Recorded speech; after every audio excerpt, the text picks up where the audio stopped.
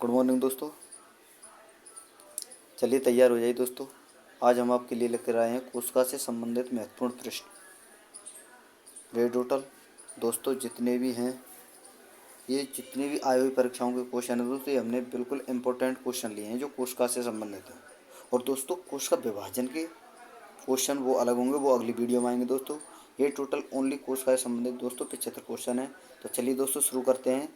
पहला क्वेश्चन है आपके सामने। कोशिका के वैज्ञानिक अध्ययन को क्या कहा जाता है? फिजियोलॉजी, हिस्टोलॉजी, साइटोलॉजी या टैक्सोनॉमी? और दोस्तों प्रत्येक प्रश्न के आंसर के लिए आपको 5 सेकंड का समय दिया जाता है। तो चलिए दोस्तों शुरू, जल्दी से बताइए इसका आंसर क्या होगा।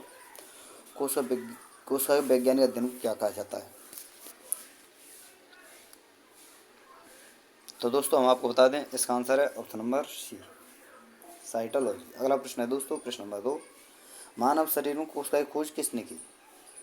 हार्वर्ड स्पेंसर ने, चार्ल्स डार्विन ने, अल्बर्ट आइंस्टीन ने या रॉबर्ट हुक ने? चलिए दोस्तों बताइए जल्दी से इनमें से क्या आंसर होगा आपका कि कोशिका की खोज किसने की। तो चलिए दोस्तों बताइए जल्दी से इसका आंसर क्या है।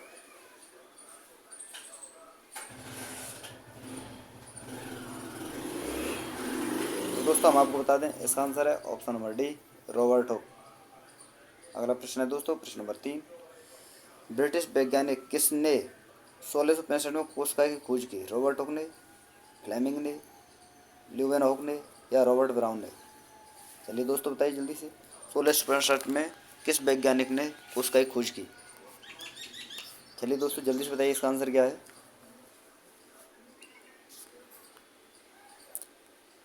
तो दोस्तों इसका आंसर है ऑप्शन नंबर ए, रॉबर्ट हुक। अगला प्रश्न है दोस्तों, प्रश्न नंबर 4। रॉबर्ट हुक ने कोशिकाओं की खोज उन्हें किस में देखकर की थी? प्याज की झिल्ली में देखकर, पतली कोर के टुकड़े में देखकर, या तालाब के जल में देखकर, या इनमें से कोई विकल्प सही नहीं है? चलिए दोस्तों जल्दी बताइए इसका आंसर क्या है। रॉबर्ट हुक ने कोशिका की खोज किस में देखकर की थी? तो दोस्तों इसका आंसर है ऑप्शन नंबर बी, पतली कोर के टुकड़े से। अगला प्रश्न है दोस्तों, प्रश्न नंबर 5। ल्यूवेन हॉक ने सबसे पहले स्वतंत्र जीवित कोशिकाओं की खोज किस में की थी? तालाब के जल में, सागर के जल में, मानव शरीर में? चलिए दोस्तों जल्दी से बताइए इसका आंसर क्या है। ल्यूवेन हॉक ने सबसे पहले स्वतंत्र जीवित कोशिका की खोज किस में की थी? चलिए दोस्तों जल्दी से बताइए इसका आंसर क्या है। तो दोस्तों इसका आंसर है ऑप्शन नंबर ए, तालाब के जल में। अगला प्रश्न है दोस्तों, प्रश्न नंबर 6। निम्नलिखित में से कौन सी सबसे बड़ी ज्ञात कोशिका है? यूकैरियोटिक कोशिका, प्रोकैरियोटिक कोशिका, माइकोप्लाज्म या शुतुरमुर्ग कांडा? चलिए दोस्तों जल्दी से बताइए इसका आंसर क्या है। सबसे बड़ी कोशिका कौन सी है दोस्तों इनमें से? यूकैरियोटिक, प्रोकैरियोटिक, माइकोप्लाज्म या शुतुरमुर्ग कांडा? तो दोस्तों इसका आंसर है ऑप्शन नंबर डी, शुतुरमुर्ग का अंडा। अगला प्रश्न है दोस्तों, प्रश्न नंबर 7। सभी पौधे एवं जंतु कोशिका से बने हैं तथा कोशिका जीवन के मूलभूत इकाई है। दिया गया कथन निम्न में किस सिद्धांत का है? जैव विकास सिद्धांत का, वंशानुगति सिद्धांत का, कोशिका सिद्धांत का, प्राकृतिक वर्ण सिद्धांत का? चलिए दोस्तों बताइए यह कथन किससे संबंधित है? जैव विकास से, वंशानुगति से, कोशिका सिद्धांत से या प्राकृतिक वर्ण सिद्धांत से? तो दोस्तों हम आपको बता दें, इसका आंसर है ऑप्शन नंबर सी, कोशिका सिद्धांत से। अगला प्रश्न है दोस्तों, प्रश्न नंबर 8। कोशिका सिद्धांत का प्रस्ताव देने वाले वैज्ञानिक का नाम बताइए। एम जे स्लीडन एवं थियोडोर स्वान, लेमार्क, ट्रेवायरेनस या व्हिटकर एवं स्टैनली? चलिए दोस्तों जल्दी से बताइए इसका आंसर क्या है। इनमें से किस वैज्ञानिक ने कोशिका का सिद्धांत दिया था? जल्दी से बताइए दोस्तों इसका आंसर क्या होगा।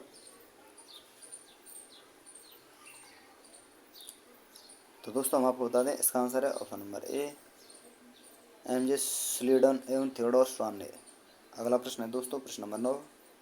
यह किसने प्रस्तुत किया कि सभी पौधे एवं जंतु कोशिका से बने हैं तथा कोशिका जीवन की मूलभूत इकाई है? चलिए दोस्तों जल्दी बताइए इसका आंसर क्या है। स्लीडन एवं स्वान ने, वीरसो ने, पुरकिंजे ने या ल्यूवन हॉक ने? चलिए दोस्तों जल्दी बताइए इसका आंसर क्या हुआ। तो दोस्तों इसका आंसर है ऑप्शन नंबर ए, स्लीडन एवं स्वान ने। अगला प्रश्न है दोस्तों, प्रश्न नंबर 10। किसी ने कोशिका सिद्धांत को और आगे बढ़ाया तथा यह बताया कि सभी कोशिकाएं पूर्ववर्ती कोशिकाओं से बनी होती हैं? और दोस्तों आपके सामने ऑप्शन है स्वान ने, स्लेडर ने, पुरकिंजे ने या रूडोल्फ विर्चो ने? चलिए दोस्तों जल्दी से बताइए इसका आंसर क्या है। किसने कोशिका सिद्धांत को आगे और आगे बढ़ाया तथा यह बताया कि सभी कोशिकाएं पूर्ववर्ती कोशिकाओं से बनी होती हैं? स्वान, स्लीडन, पुरकिंजे या रूडोल्फ विर्चो? तो दोस्तों इसका आंसर है option number D, Rudolph Virchow. अगला प्रश्न है दोस्तों, प्रश्न नंबर 11। निम्नलिखित में से कौन सा जीव कोशिका सिद्धांत अनुरूप नहीं है? बैक्टीरिया, वायरस, कवक या पौधे? चलिए दोस्तों जल्दी बताइए क्या होगा इसका आंसर। कौन सा जीव कोशिका सिद्धांत अनुरूप नहीं है? तो दोस्तों इसका आंसर है ऑप्शन नंबर बी, वायरस। अगला प्रश्न है दोस्तों, प्रश्न नंबर 12। प्रोकैरियोटिक कोशिका में निम्न में कौन सा नहीं होता है? राइबोसोम्स, कोशिका झिल्ली, नाभिक या केंद्रक, डीएनए? चलिए दोस्तों जल्दी बताइए प्रोकैरियोटिक कोशिका में क्या नहीं पाया जाता है इनमें से? राइबोसोम, कोशिका झिल्ली, नाभिक या केंद्र या डीएनए? तो दोस्तों इसका आंसर है ऑप्शन नंबर सी, नाभिक या केंद्र। अगला प्रश्न है दोस्तों, प्रश्न नंबर 13। प्रोकैरियोटिक कोशिकाएं निम्नलिखित में से किस प्राणी जगत में पाई जाती हैं? कवक में, एनिमिलियम, प्रोटिस्टा या मोनेरा? चलिए दोस्तों जल्दी से बताइए इसका आंसर क्या है। प्रोकैरियोटिक कोशिकाएं इनमें से किस में पाई जाती हैं? कवक में, एनिमिलिया में, प्रोटिस्टा में या मोनेरा में? तो दोस्तों इसका आंसर है ऑप्शन नंबर डी, मोनेरा। अगला प्रश्न है दोस्तों, प्रश्न नंबर 14। ज्ञात सबसे छोटी प्रोकैरियोटिक जीव है? माइक्रोसिस्टिस, माइक्रोप्लाज्मा, बैक्टीरिया या क्लोरेला? चलिए दोस्तों जल्दी से बताइए इसका आंसर क्या है। सबसे छोटा प्रोकैरियोटिक जीव कौन सा है इनमें से? दोस्तों जल्दी से बताइए। तो दोस्तों इसका आंसर है ऑप्शन नंबर बी, माइक्रोप्लाज्मा। अगला प्रश्न है दोस्तों, प्रश्न नंबर 15। यूकैरियोटिक कोशिकाओं में आरएनए का संश्लेषण किस में होता है? माइटोकॉन्ड्रिया, सेंट्रियोल्स में, राइबोसोम्स में या न्यूक्लियस में? जल्दी से बताइए दोस्तों यूकैरियोटिक कोशिकाओं में आरएनए का संश्लेषण कौन करता है या किस या कहाँ होता है? चलिए दोस्तों जल्दी बताइए इसका आंसर क्या है। तो दोस्तों इसका आंसर है ऑप्शन नंबर डी, न्यूक्लियस। अगला प्रश्न है दोस्तों, प्रश्न नंबर 16। यूकैरियोटिक सेल में प्लाज्मा झिल्ली किसकी बनी होती है? फास्फोलिपिड की, लिपोप्रोटीन को लिपोप्रोटीन या फॉस्फोप्रोटीन? चलिए दोस्तों जल्दी बताइए इसका आंसर क्या है। यूकैरियोटिक सेल में प्लाज्मा झिल्ली किसकी बनी होती है? फास्फोलिपिड की, लिपोप्रोटीन की या लिपोप्रोटीन की या फॉस्फोप्रोटीन का? तो दोस्तों इसका आंसर है आपके सामने ऑप्शन नंबर ए, फास्फोलिपिड। अगला प्रश्न है दोस्तों, प्रश्न नंबर 17। प्रोकैरियोटिक से यूकैरियोटिक बनने एस्ट्रोस झिल्ली की अनुपस्थिति के कारण, क्रोमोसोम के कारण, फ्लैजेला के 9+2 संरचना के कारण या डीएनए प्रोटीन का जुड़ाव के कारण? चलिए दोस्तों जल्दी से बताइए प्रोकैरियोटिक यूकैरियोटिक से किस प्रकार बनने? प्रोकैरियोटिक से यूकैरियोटिक किस प्रकार बनने हैं दोस्तों? एस्ट्रोस झिल्ली की अनुपस्थिति, क्रोमोसोम, फ्लैजेला के 9+2 संरचना के कारण, डीएनए प्रोटीन का जुड़ाव? तो दोस्तों इसका आंसर है ऑप्शन नंबर ए, एस्ट्रोस झिल्ली की अनुपस्थिति के कारण। अगला प्रश्न है दोस्तों, प्रश्न नंबर 18। निम्नलिखित में से कौन सा यूकैरियोटिक कोशिका की विशेषता नहीं है? न्यूक्लियस अच्छी तरह से व्यवस्थित है, माइटोकॉन्ड्रिया उपस्थित है, परमाणु झिल्ली मौजूद है, पादप कोशिका में क्लोरोप्लास्ट अनुपस्थित है? चलिए दोस्तों जल्दी से बताइए इसका आंसर क्या है। यूकैरियोटिक कोशिका की विशेषता क्या नहीं है इनमें से दोस्तों? न्यूक्लियस अच्छी तरह से व्यवस्थित है, माइटोकॉन्ड्रिया उपस्थित है, परमाणु झिल्ली मौजूद है, पादप कोशिका में क्लोरोप्लास्ट अनुपस्थित है? तो दोस्तों हम आपको बता दें इसका आंसर है ऑप्शन नंबर डी, पादप कोशिका में क्लोरोप्लास्ट अनुपस्थित है। अगला प्रश्न दोस्तों, प्रश्न नंबर 19। निम्नलिखित में से पादप कोशिका का कौन सा भाग चयनात्मक पारगम में होता है? कोशिका भित्ति, कोशिका झिल्ली, कोशिका द्रव्य या केंद्र? चलिए दोस्तों जल्दी बताइए चयनात्मक भाग क्या है कोशिका का इनमें से? कोशिका भित्ति है, कोशिका झिल्ली है, कोशिका द्रव्य है या केंद्रक है? तो दोस्तों इसका आंसर है ऑप्शन नंबर बी, कोशिका झिल्ली। अगला प्रश्न है दोस्तों, प्रश्न नंबर 20। कोशिका झिल्ली की प्रवृत्ति क्या है? पारगम्य, अर्धपारगम्य, गैर पारगम्य या स्वतंत्र पारगम्य? चलिए दोस्तों जल्दी से बताइए इसका आंसर क्या है।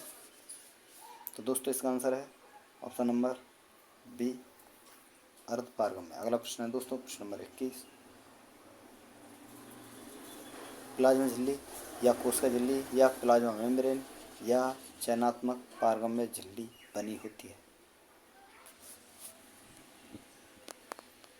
प्रोटीन से, लिपिड से, कार्बोहाइड्रेट से, ए और बी दोनों से। चलिए दोस्तों जल्दी से बताइए इसका क्या आंसर है।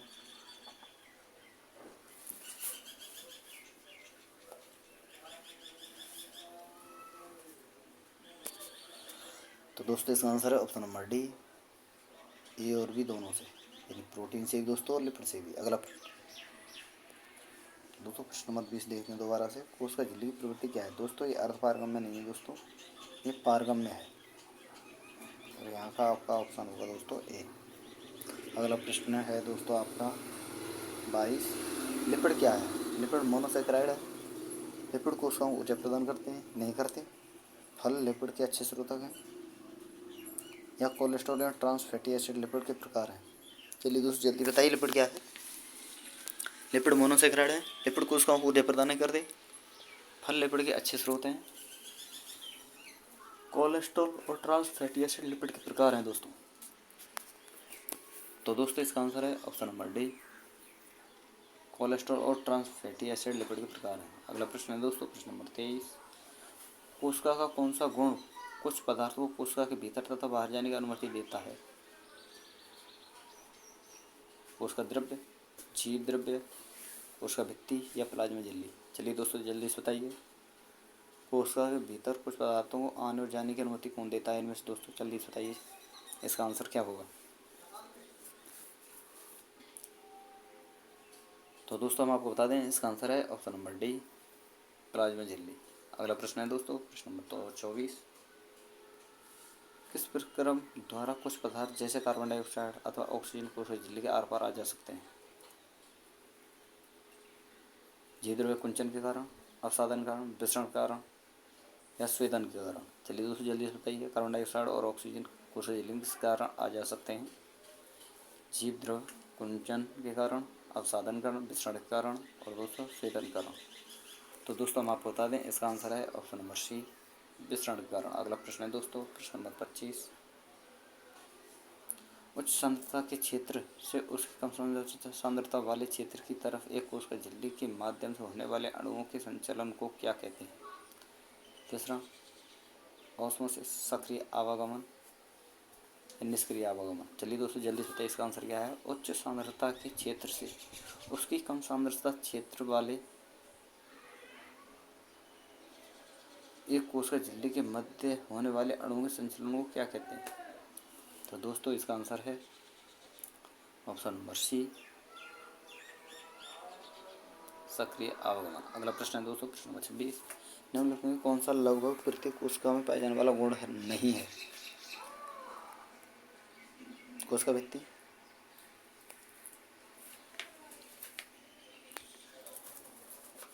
प्लाज्मा झिल्ली, केंद्रक या कोशिका द्रव्य?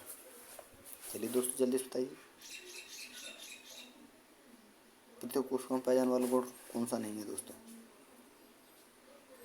तो दोस्तों इसका आंसर है ऑप्शन नंबर सी, केंद्रक। अगला प्रश्न है दोस्तों प्रश्न नंबर 27, पादप कोशिका या वनस्पति कोशिका मुख्यतः कोशिका भित्ति मुख्यतः किससे बनी होती है? लिपिड से, विटामिन से, सेलुलोज से, प्रोटीन से? चलिए दोस्तों बताइए जल्दी से, पादप कोशिका किसकी बनी होती है? लिपिड, विटामिन, सेलुलोज या प्रोटीन? तो दोस्तों इसका आंसर है ऑप्शन नंबर सी, सेलुलोज। अगला प्रश्न है दोस्तों प्रश्न नंबर 28, सेलुलोज भित्ति किसके सेलों में पाई जाती है? जंतु, बैक्टीरिया, फंजाई यानी कवक यानी पौधे? चलिए दोस्तों जल्दी बताइए इसका आंसर क्या है। सेलुलोज भित्ति की इनमें किसमें पाई जाती है? जंतुओं में, बैक्टीरिया में, फंजाई में या पौधे में? तो दोस्तों इसका आंसर है ऑप्शन नंबर डी, पौधे में। अगला प्रश्न है दोस्तों प्रश्न नंबर 29, कोशिका भित्ति की प्रवृत्ति क्या है? पारगम्य, अर्धपारगम्य, गैर पारगम्य, स्वतंत्र पारगम्य? तो दोस्तों इसका आंसर है ऑप्शन नंबर ए, पारगम्य। तो दोस्तों यहाँ ये कोशिका भित्ति की प्रवृत्ति पूछ रहा है, तो दोस्तों ये पारगम्य है। दोस्तों हमने प्रश्न नंबर 21 में देखा था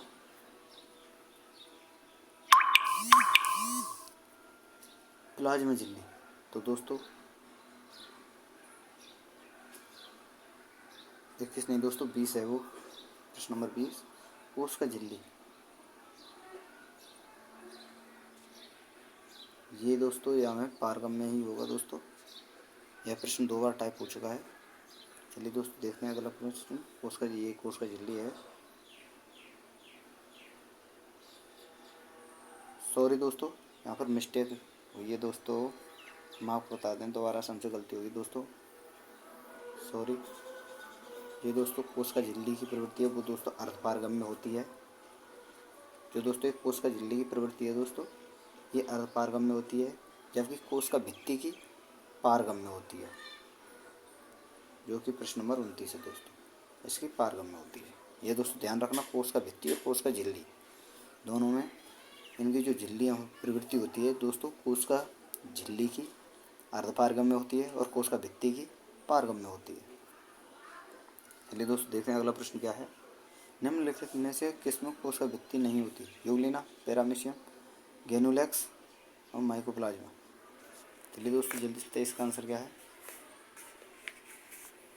निम्न में से किसमें कोश का भित्ति नहीं होती? तो दोस्तों इसका आंसर है ऑप्शन नंबर डी, माइकोप्लाज्मा। अगला प्रश्न है दोस्तों, प्रश्न नंबर 31, कौन सी कोशिकाएं केवल पादप कोशिका या वनस्पति कोशिका में पाई जाती है? कोश का झिल्ली, कोश का भित्ति, माइटोकॉन्ड्रिया या लाइसोसोम। तो दोस्तों ये हम आपको पहले भी बता चुके हैं कि कोश का भित्ति जो होती है दोस्तों पादपों में पाई जाती है केवल। तो आंसर है दोस्तों ऑप्शन नंबर बी। अगला प्रश्न है दोस्तों, प्रश्न नंबर 32, किसी उपस्थिति के कारण किसी पादप कोशिका और जंतु कोशिका में अंतर पाया जाता है? तो दोस्तों हमने आपको पिछले प्रश्न बताया था, पादप कोशिकाओं में कोशिका भित्ति पाई जाती है केवल दोस्तों, इसलिए यही कारण है दोस्तों।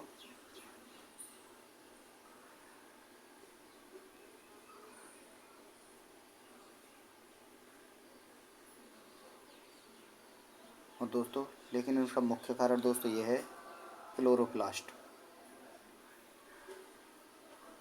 ये इसका मुख्य अंतर होता है दोस्तों। जंतु कोशिका और पादप कोशिका में क्लोरोप्लास्ट की वजह से इनमें अंतर पाया जाता है दोस्तों। तो इसका आंसर है दोस्तों ऑप्शन नंबर ए। अगला प्रश्न है दोस्तों, प्रश्न नंबर 33, संरचनाओं के कौन से युग्म प्राय पादप और जंतु दोनों में पाए जाते हैं?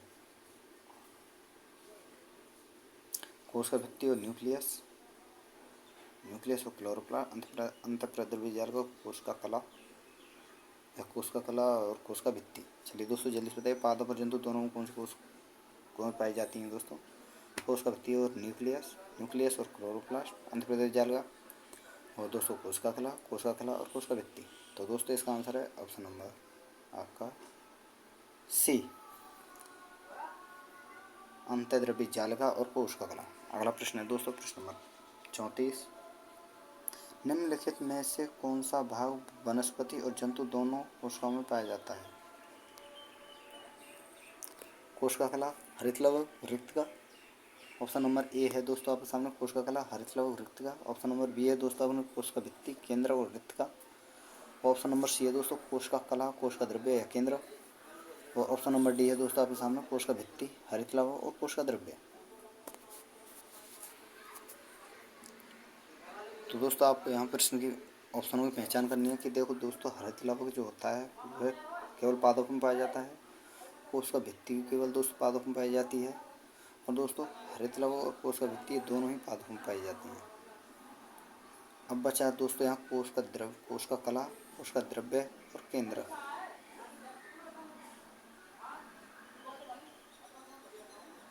तो दोस्तों ये कोश का कला, कोश का द्रव्य और केंद्र के तीनों दोस्तों जंतुओं में पाए जाते हैं और वनस्पतियों में। तो दोस्तों इसका आंसर है ऑप्शन नंबर सी, कोश का कला, कोश का द्रव्य और केंद्र। अगला प्रश्न है दोस्तों, प्रश्न नंबर 35, एक जीवित कोशिका की संपूर्ण अवयव को किस रूप में जाना जाता है जिसमें साइटोप्लाज्म यानी कोश का द्रव्य और नाभिक शामिल होते हैं?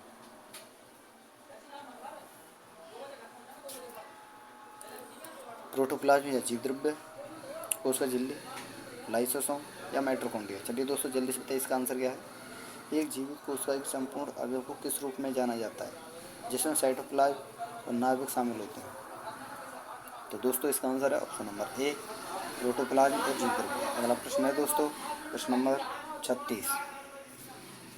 निम्नलिखित में से किसे जीवन का भौतिक आधार माना जाता है। कोशिका भित्ति, कोशिका झिल्ली, सूत्रकणिका या जीव द्रव्य। चलिए दोस्तों जल्दी से बताइए। जीवन का भौतिक आधार माना जाता है दोस्तों आपका जीव द्रव्य। अगला प्रश्न है दोस्तों प्रश्न नंबर 37। कोशिका भित्ति का जीवित अंश जीव द्रव्य यानी प्रोटोप्लाज्म कहलाता है। यह किससे बना होता है। केवल कोशिका द्रव्य यानी साइटोप्लाज्म से, कोशिका द्रव्य और केंद्रक द्रव्य दोनों से, केवल केंद्रक द्रव्य से, या फिर दोस्तों कोशिका द्रव्य, केंद्रक द्रव्य और अन्य कोशिकांगों से। चलिए दोस्तों जल्दी से बताइए कोशिका जीवित अंश जीव द्रव्य किससे बना होता है। तो दोस्तों इसका आंसर है ऑप्शन नंबर डी, कोशिका द्रव्य, केंद्रक द्रव्य, अन्य कोशिकाओं। अगला प्रश्न है दोस्तों प्रश्न नंबर 38। कोशिका में स्थित तरल जैविक पदार्थ को जीव द्रव्य का नाम किसने दिया। रॉबर्ट हॉक ने, ब्राउन ने, पुरकिंजे ने या स्लीडन ने। चलिए दोस्तों जल्दी से जीव द्रव्य नाम किसने दिया।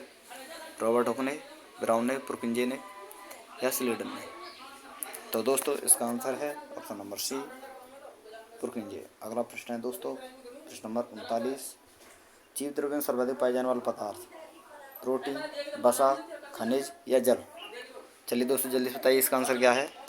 जीव द्रव्य में पाए जाने वाला सर्वाधिक पदार्थ कौन सा है दोस्तों। प्रोटीन, वसा, खनिज, जल। तो दोस्तों इसका आंसर है ऑप्शन नंबर डी,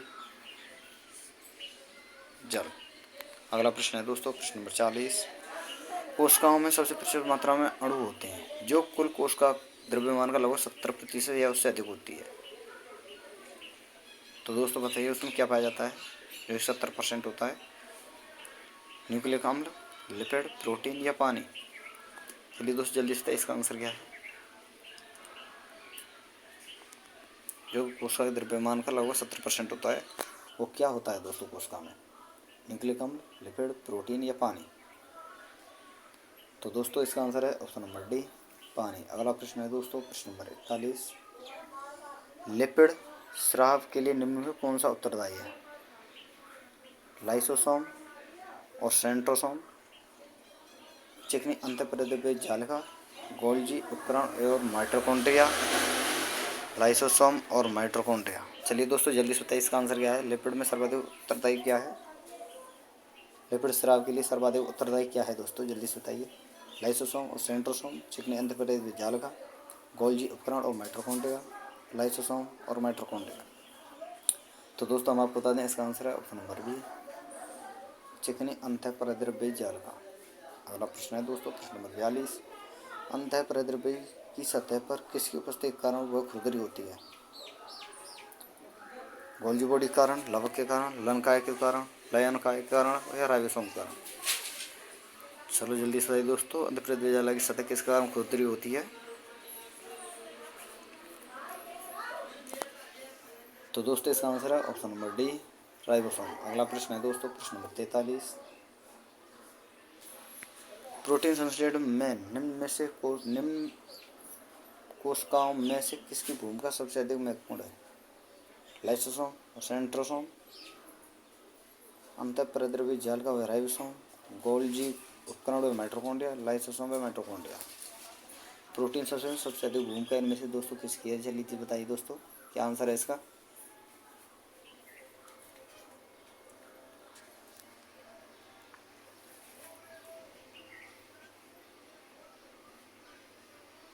तो दोस्तों इसका आंसर है ऑप्शन नंबर बी, खुरदरी अंतःपरिवर्ती जालिका व राइबोसोम। अगला प्रश्न है दोस्तों प्रश्न नंबर 44। राइबोसोम किसके स्थल कहे जाते हैं। प्रोटीन निर्माण के, प्रकाश संश्लेषण के, वसा निर्माण के या श्वसन के। चलिए दोस्तों जल्दी बताइए राइबोसोम किसके स्थल कहे जाते हैं। प्रोटीन, प्रकाश संश्लेषण या वसा निर्माण या श्वसन के। तो दोस्तों इसका आंसर है ऑप्शन नंबर ए, प्रोटीन निर्माण के। अगला प्रश्न है दोस्तों, प्रश्न नंबर 45, कोशिका की किस हिस्से में प्रोटीन पाया जाता है? रेटिकुलम में, गोल्जी एपेरेट्स, या राइबोसोम, या लाइसोसोम? तो दोस्तों कोशिका में सर्वाधिक प्रोटीन राइबोसोम में पाया जाता है। तो इसका आंसर भी दोस्तों सी है। अगला प्रश्न है दोस्तों, प्रश्न नंबर 46, किस कोशिकाओं में झिल्ली नहीं होती? राइबोसोम, लनकाय, गोल्जिकाय, या सूत्रकणिका?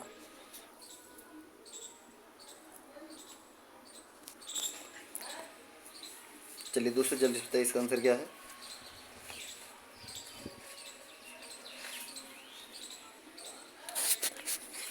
किस कोशिकाओं में झिल्ली नहीं होती दोस्तों? तो दोस्तों इसका आंसर है ऑप्शन नंबर ए, राइबोसोम में झिल्ली नहीं होती दोस्तों, कभी भी ये ध्यान रखना आप। अगला प्रश्न है दोस्तों, प्रश्न नंबर 47, निम्नलिखित में से कौन सा कोश का अंग गुटकाओं यानी वेसिकल्स के भंडारण, शोधन और पैकेजिंग के लिए जिम्मेदार है? अंतःप्रद्रव्य जालिका, गोल्जी, लवक, या सूत्रकणिका?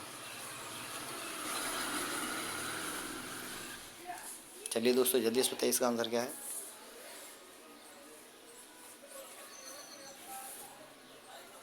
तो दोस्तों इसका आंसर है ऑप्शन नंबर ए, अंतःप्रद्रव्य जालिका। अगला प्रश्न है दोस्तों, प्रश्न नंबर 48, लाइसोसोम यानी लनकाय और पेरोक्सिसोम बनता है माइटोकॉन्ड्रिया में, सेंट्रियोज में, प्लाज्मा झिल्ली में, या गोल्जिकाय में? चलिए दोस्तों जल्दी से बताइए इसका आंसर क्या है।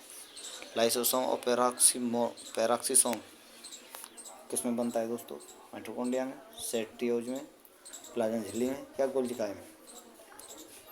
तो दोस्तों इसका आंसर है ऑप्शन नंबर डी, गोल्जिकाय में। अगला प्रश्न है दोस्तों, प्रश्न नंबर 49, कोशिका में निम्न में से कौन सी पाचन थैली कहलाती है? गोल्जिकाय, माइटोकॉन्ड्रिया, राइबोसोम, या लाइसोसोम? चलिए दोस्तों कोशिका की पाचन थैली क्या कहलाती है इनमें से? गोल्जिकाय, माइटोकॉन्ड्रिया, राइबोसोम, या लाइसोसोम? तो दोस्तों इसका आंसर है ऑप्शन नंबर डी, लाइसोसोम। अगला प्रश्न है दोस्तों, प्रश्न नंबर 50, किस कोशिकाओं को एटम बम कहा जाता है? सूक्ष्म नलिका को, न्यूक्लियोलस को, गोल्जिकाय को, या लाइसोसोम को? चलिए दोस्तों जल्दी से बताइए कि एटम बम इनमें से किसको कहा जाता है? सूक्ष्म नलिका को, न्यूक्लियोलस को, गोल्जिकाय को, या लाइसोसोम को? तो दोस्तों इसका आंसर है ऑप्शन नंबर डी, लाइसोसोम को। अगला प्रश्न है दोस्तों, प्रश्न नंबर 51, किस कोशिका अंग को कोशिका की आत्मघाती थैली कहा जाता है? सूत्रकणिका को, केंद्रका को, या लनकाय को? चलिए दोस्तों जल्दी बताइए इसका आंसर क्या है। कोशिका की आत्मघाती थैली या सुसाइड बैग किसे कहा जाता है? सूत्रकणिका को, केंद्रका, या लनका? तो दोस्तों इसका आंसर है ऑप्शन नंबर डी, लनकाय यानी लाइसोसोम। अगला प्रश्न है दोस्तों, प्रश्न नंबर 52, लाइसोसोम का लक्षण किसकी अधिक संख्या में उपस्थिति के कारण दिखाई देता है? प्रोटीन, वसा, स्रावित पदार्थ, या हाइड्रोलाइटिक एंजाइम के कारण? चलिए दोस्तों जल्दी से बताइए लाइसोसोम का लक्षण किसकी अधिक संख्या में उपस्थिति के कारण दिखाई देता है? प्रोटीन की संख्या के कारण, वसा की संख्या के कारण, स्रावित पदार्थ की संख्या के कारण, हाइड्रोलाइटिक एंजाइम की अधिक संख्या के कारण? तो दोस्तों इसका आंसर है option number D, hydrolytic enzyme के कारण। अगला प्रश्न है दोस्तों, प्रश्न नंबर 53, कौन सा कोशिकांग किसी भी बाहरी पदार्थ या खराब कोशिकांग के उपचार को साफ रखने में मदद करता है? प्लास्टिस्ट, गोल्गी एपरेट्स, लाइसोसोम, या माइटोकॉन्ड्रिया? चलिए दोस्तों जल्दी से बताइए इसका आंसर क्या है।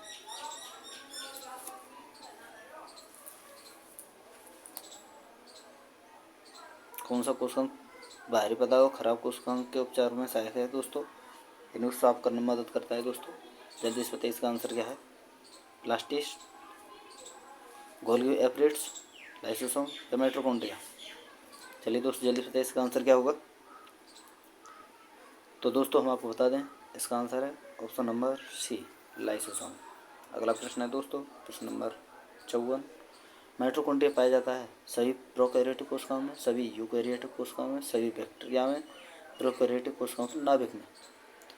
चलिए दोस्तों जल्दी से बताइए इसका आंसर क्या है। माइटोकॉन्ड्रिया इनमें से किस में पाया जाता है? प्रोकैरियोटिकों में, यूकैरियोटिक कोशिकाओं में, बैक्टीरिया में या प्रोकैरियोटिक कोशिकाओं के नाभिक में? तो दोस्तों हम आपको बता दें इसका आंसर है ऑप्शन नंबर बी, सभी यूकैरियोटिक कोशिकाओं में। अगला प्रश्न है दोस्तों प्रश्न नंबर 55। माइटोकॉन्ड्रिया शब्द किसने दिया? एंटोनी वैग लीवेनहॉक ने, कार्ल वेंडा ने, चार्ल्स लेवेरॉन ने, जेई साल्क ने?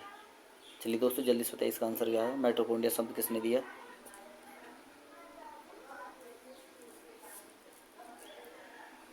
तो दोस्तों इसका आंसर है option number B, Carl Benda ने। अगला शब्द है दोस्तों, अगला प्रश्न है दोस्तों प्रश्न नंबर 56। किस कोशिकांग के स्वयं के डीएनए और राइबोसोम होते हैं?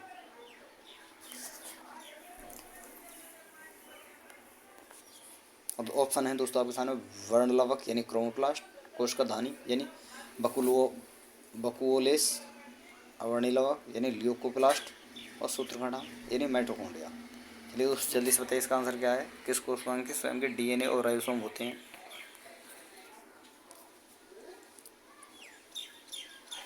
तो दोस्तों इसका आंसर है ऑप्शन नंबर डी, सूत्रकणिका यानी माइटोकॉन्ड्रिया। अगला प्रश्न है दोस्तों प्रश्न नंबर 57। जीवाणु कोशिका में सूत्रकणिका की संख्या एक होती है, दो होती है, अनेक होती है या शून्य होती है? चलिए दोस्तों जल्दी से बताइए जीवाणु कोशिका में सूत्रकणिका की संख्या कितनी होती है दोस्तों?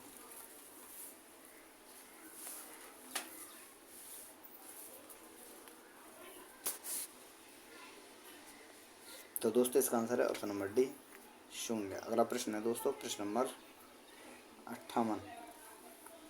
जीवाणु कोशिकाओं में नहीं होता कोशिका भित्ति, जीव द्रव्य कला, राइबोसोम या सूत्रकणिका? जीवाणु कोशिकाओं में क्या नहीं होता दोस्तों? इनमें से जल्दी से बताइए। कोशिका भित्ति नहीं होती, जीव द्रव्य कला नहीं होती, राइबोसोम नहीं होता या सूत्रकणिका नहीं होता? तो दोस्तों इसका आंसर है ऑप्शन नंबर डी, सूत्रकणिका। अगला प्रश्न है दोस्तों प्रश्न नंबर 59। कोशिकाओं में उपापचय की क्रिया कहाँ होती है? रिक्तकाओं में, माइटोकॉन्ड्रिया में, न्यूक्लियस में या सेंट्रियोल्स में? चलिए दोस्तों जल्दी से बताइए कोशिकाओं में चयापचय की क्रिया कहाँ होती है? रिक्तकाओं में, माइटोकॉन्ड्रिया, न्यूक्लियस में, सेंट्रियोल्स में? चलिए दोस्तों जल्दी से बताइए इसका आंसर क्या है। तो दोस्तों इसका आंसर है ऑप्शन नंबर बी, माइटोकॉन्ड्रिया। अगला प्रश्न है दोस्तों प्रश्न नंबर 60। वह निम्न कौन सा वह अंग है जिसमें श्वसन और ऊर्जा उत्पादन जैसी जैविक रासायनिक क्रियाएं होती हैं? माइटोकॉन्ड्रिया, क्लोरोप्लास्ट, राइबोसोम्स और न्यूक्लियस? चलिए दोस्तों जल्दी से बताइए इसका आंसर क्या है।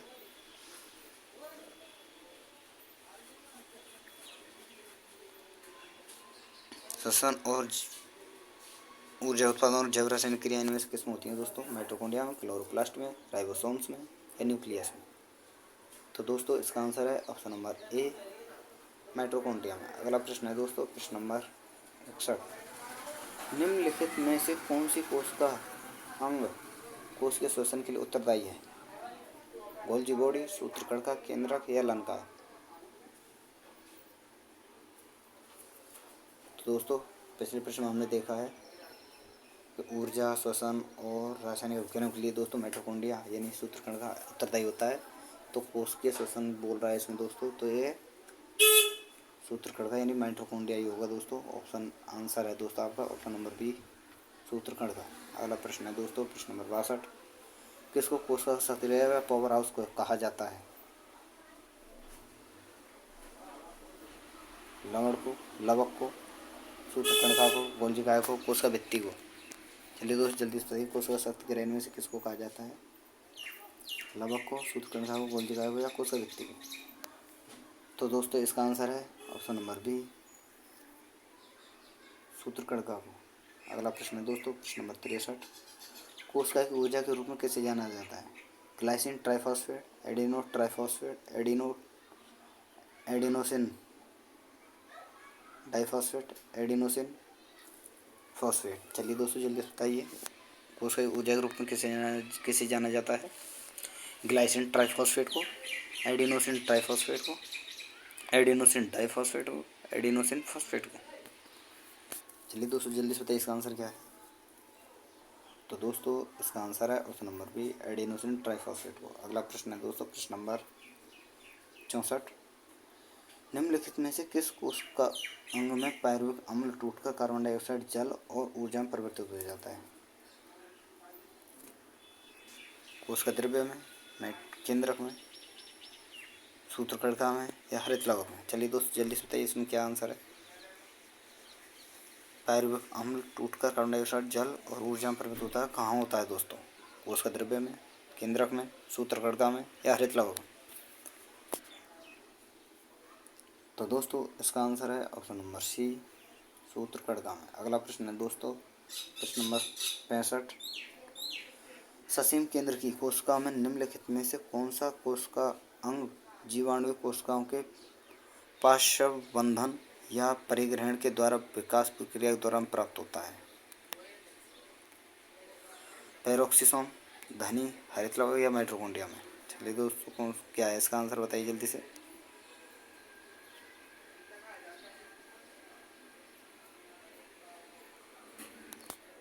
इनमें से कौन सा हमें पार्श्व बंधन या परिग्रहण के द्वारा विकास प्रक्रिया के दौरान हमें प्राप्त होता है? दोस्तों जल्दी से इसका आंसर क्या है? तो दोस्तों इसका आंसर है ऑप्शन नंबर डी, माइटोकॉन्ड्रिया। अगला प्रश्न है दोस्तों प्रश्न नंबर 66। निम्न में से किस कोशिका द्रव्य कोशिका अंग को यूकेरियोटिक कोशिकाओं के भीतर प्रोकैरियोटिक कोशिका माना जाता है? सूत्रकर्ता यानी माइटोकॉन्ड्रिया, गोल्गिकाय, लाइसोसोम या दोस्तों ग्लाइऑक्सिसोम?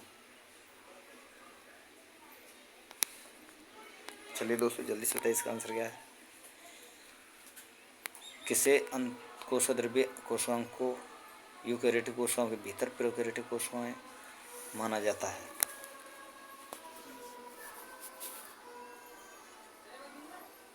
तो दोस्तों इसका आंसर है ऑप्शन नंबर ए, माइटोकॉन्ड्रिया। अगला प्रश्न है दोस्तों प्रश्न नंबर 67। कौन सी कोश निम्नलिखित में से कौन सी कोशिका अंग वनस्पति तथा जंतु कोशिका दोनों स्थित होती है?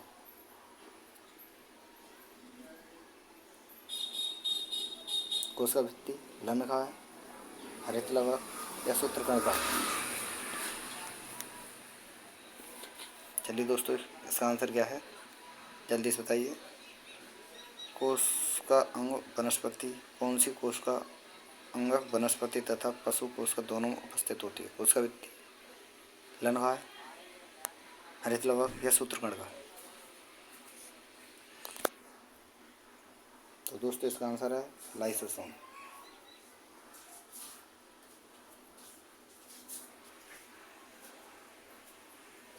अगला प्रश्न है दोस्तों प्रश्न नंबर 68। कौन सी कोशिका केवल पादप कोशिकाओं में पाई जाती है? लाइसोसोम, प्लास्टिक, कोशिका झिल्ली या माइटोकॉन्ड्रिया? कौन सा कोशिका केवल पादप कोशिकाओं में पाया जाता है?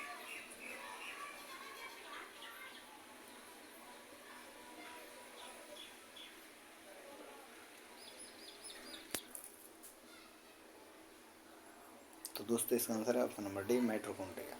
अगला प्रश्न है दोस्तों प्रश्न नंबर 69। प्रकाश संश्लेषण वनस्पति कोशिका में स्थित किस में होता है? राइबोसोम में, क्लोरोप्लास्ट में, न्यूक्लियस में या माइटोकॉन्ड्रिया में? तो दोस्तों इसका आंसर है क्लोरोप्लास्ट। इसके कारण यह हमारे दोस्तों वनस्पतियों की पत्तियों में पाई जाती है जिस कारण प्रकाश संश्लेषण कर पाती है। तो आंसर है दोस्तों ऑप्शन नंबर बी, क्लोरोप्लास्ट। अगला प्रश्न है दोस्तों प्रश्न नंबर 70।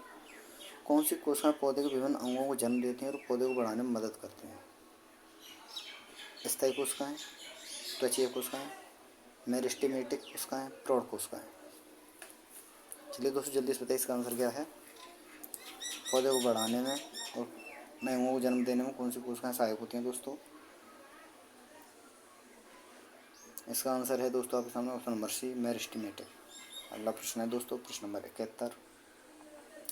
निम्नलिखित में से कोशिका का नियंत्रक केंद्र कौन है? निम्नलिखित में से कोशिका का नियंत्रक केंद्र कौन है? केंद्रक, प्लाज्मा, लाइसोसोम या क्रोमोसोम? चलिए दोस्तों जल्दी से इसका आंसर क्या होगा। कोशिका का नियंत्रक केंद्र क्या है दोस्तों?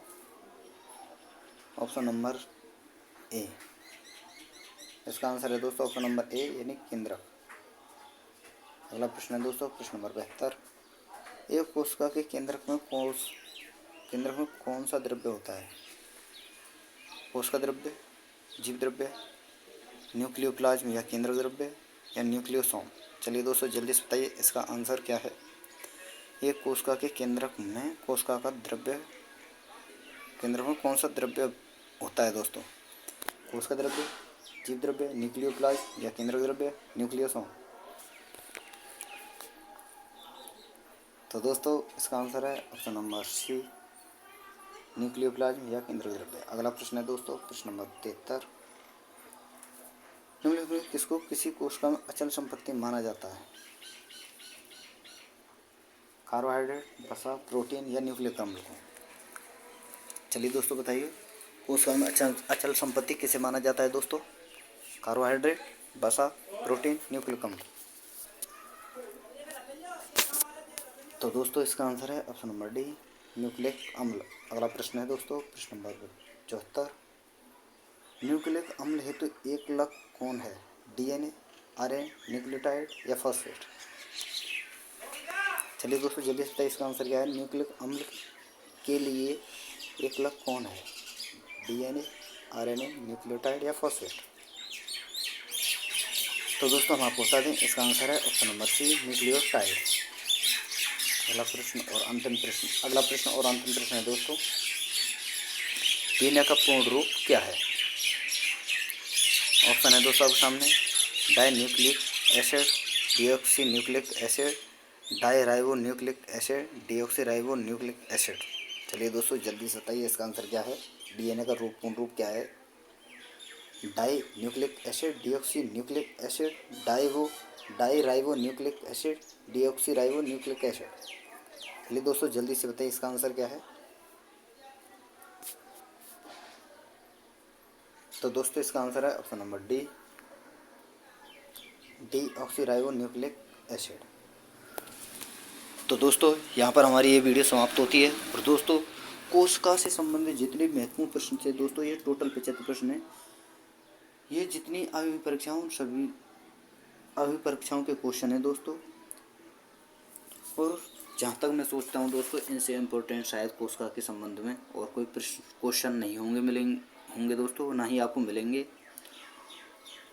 और ये दोस्तों कोशिका से संबंधित हैं तो केवल कोशिका से, और कोशिका विभाजन के लिए अगली वीडियो होगी दोस्तों, उस वीडियो का इंतज़ार करें।